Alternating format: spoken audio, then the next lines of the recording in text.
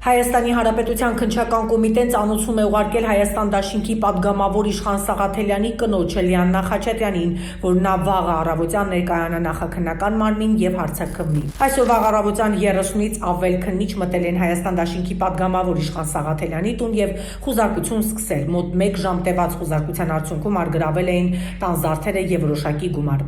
ՀՅԴ ներկայացուցիչ Ազգային ժողովի Հայաստան խմբակցության պատգամավոր Իշխան Սաղաթելյանի հետ կապված գործի եւ խուզարկության մասին պաշտոնապես նաև հայտնեց քննչական կոմիտե։ Ըստ քննչական կոմիտեի Հայաստանի Հանրապետության քննչական կոմիտեում հարկադիր կատարումն ապահովող ծառայությունից ստացած հաղորդման համաձայն Հայաստանի Հանրապետության հակակոռուպցիոն դատարանի կողմից 2026 թվականի հունվարի 5-ին տրված կատարողական թերթով արգելվել է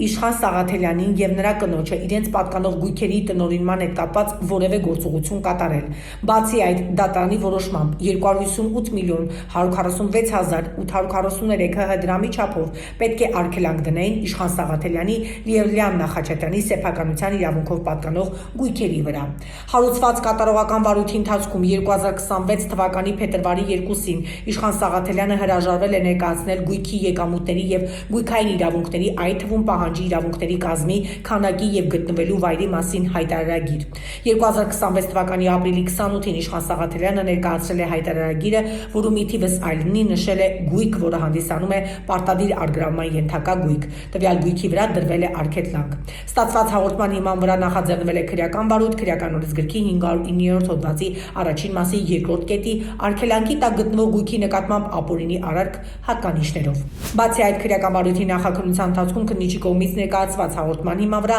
նախաձեռնվել է եւս մեկ քրեական վարույթ քրեական օրենսգրքի 510-րդ հոդվածի առաջին մասի պարտապանի կողմից սեփականության իրավունքով իրեն պատկանող գույքի եւ գույքային իրավունքների կազմի, քանակի եւ գտնվելու վայրի մասին հայտարարագիր ներկայացնելուց խուսափելու հատկանիշներով։ Նշված քրեական վարույթները միացվել են։ 2026 թվականի հունիսի 23-ին Իշխան Սաղաթելյանի բնակության վայրում նրա կնոջ սեփականության իրավունքով պատկանող 2 տրանսպորտային միջոցներում կատարվել է խուզարկություն, որի ընթացքում հայտնաբերվել են արտարժույթի տեսքով դրամական միջոցներ եւ ոսկյա զարդեր։ Նախաքննությունը շարունակվում է։ Դեպքի մասին նաև անդրադարձել էր Իշխան Սաղաթելյանը, նշելով, որ վերջինս հարկադիր կատարման ծառայության այս որոշումը վիճարկում էր վարչական դատարանում եւ ըստ էության նախաքննական մարմինը չի սպասել վարչական դատարանի որոշմանը եւ մուտք է գործել Ազգային ժողովի պատգամավորի տուն։